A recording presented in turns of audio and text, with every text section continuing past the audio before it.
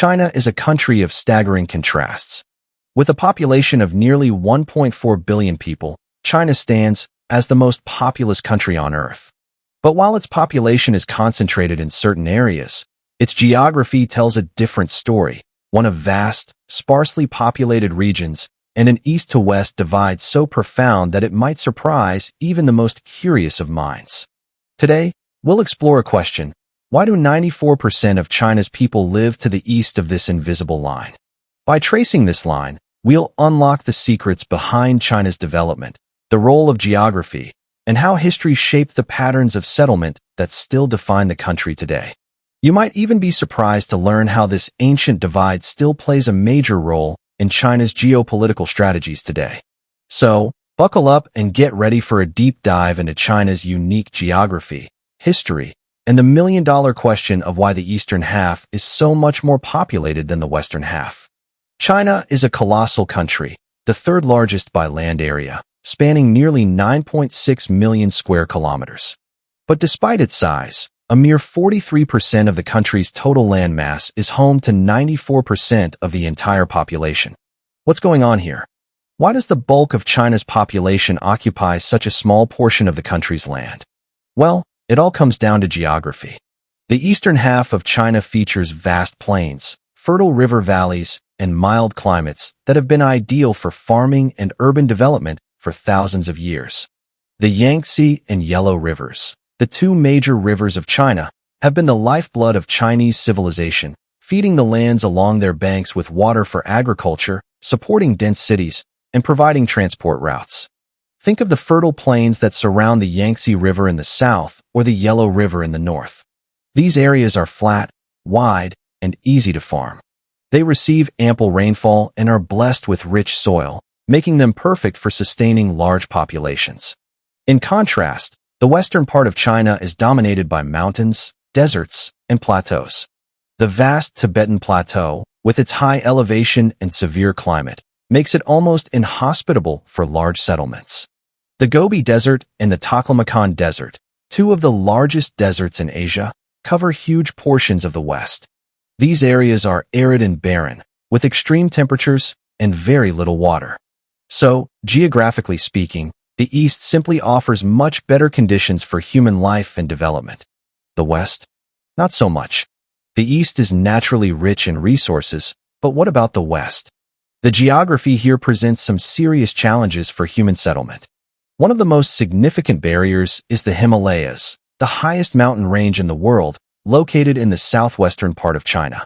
The towering peaks of the Himalayas effectively block the monsoons that bring much-needed rainfall to the eastern regions. As a result, the western half of China receives far less rainfall, leading to arid conditions that make agriculture almost impossible. It's not just the mountains that make the West inhospitable. The extreme temperature fluctuations in regions like the Gobi Desert can be brutal. In the winter, temperatures can drop to minus 40 degrees Celsius, while in the summer, they can soar to 45 degrees Celsius. These wild temperature swings make life difficult, even for the hardiest of people. What's even more worrying is that these deserts are expanding at an alarming rate, swallowing up valuable agricultural land.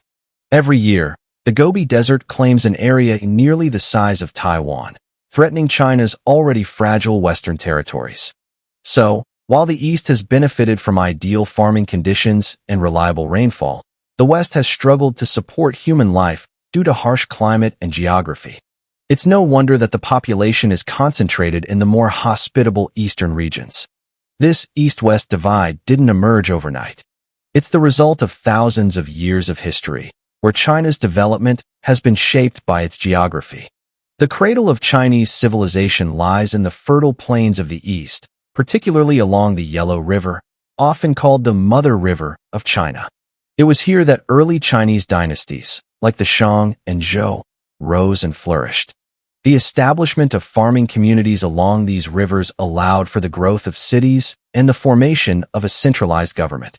Meanwhile, the West remained largely untouched for much of history, populated mostly by nomadic tribes. These tribes, including the Mongols and the Xiongnu, would periodically raid the richer eastern lands, seeking plunder and resources.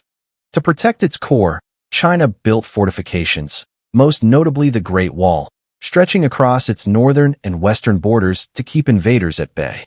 But the eastern half wasn't just about defense, it was about economic prosperity. The fertile lands of the east supported an early industrial revolution, and the development of the Silk Road helped China link with Central Asia, the Middle East, and even Europe, boosting trade and wealth. The western half, however, didn't enjoy the same prosperity. It remained a land of nomads and deserts, of shifting sands and isolated peoples. The western regions weren't developed in the same way, and as a result, they stayed sparsely populated. Fast forward to the modern era, and the question remains, why does China control all of this uninhabitable land in the West? Part of the answer lies in strategic control and resource extraction. While much of the West may appear barren, it is not without value. The Tibetan Plateau, for example, is home to vast glaciers that store one of the world's largest supplies of fresh water. Rivers like the Yangtze, Yellow, and Indus all originate in Tibet, making it a vital water source for billions of people. In addition, the deserts of the Northwest, particularly the Darime Basin, have proven to be rich in natural resources. Oil and gas deposits have been discovered in abundance, making the region an important economic asset for China. China has long sought to secure its western territories for both resource extraction and geopolitical reasons. By maintaining control over these areas, China ensures access to critical water supplies and secures vital energy resources for its growing economy. The eastern and western parts of China are not just divided by geography and climate, they're divided by ethnicity and culture as well. The eastern half of China is overwhelmingly populated by the Han Chinese, the majority ethnic group that makes up over 90% of the population. In contrast, the western regions are home to a variety of ethnic minorities, including Tibetans, Uyghurs, and Kazakhs. This cultural divide has led to tension over the years. The Han Chinese have historically dominated the political, economic, and cultural landscape of China, while the ethnic minorities in the West have often felt marginalized. The Chinese government's efforts to develop the West have sparked concerns among these minority groups.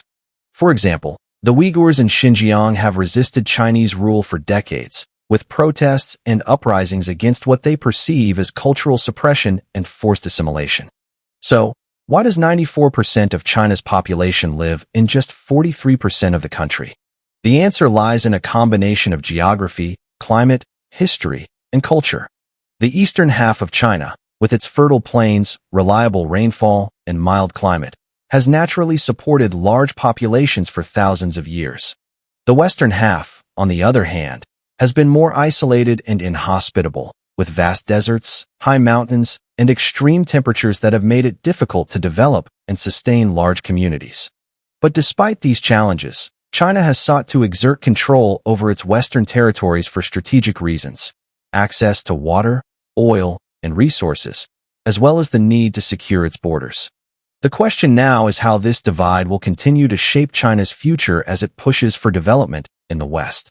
China's east-to-west divide is more than just a geographical anomaly. It's a story of a nation trying to balance its past with its future, its ethnic diversity with its desire for unity, and its vast territorial ambitions with the realities of its environment. And as China continues to rise as a global superpower, this divide will likely remain a critical issue in both its internal politics and its foreign relations. Thanks for watching this deep dive into one of China's most intriguing geographical mysteries.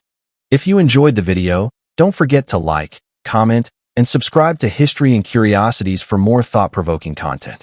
See you in the next video.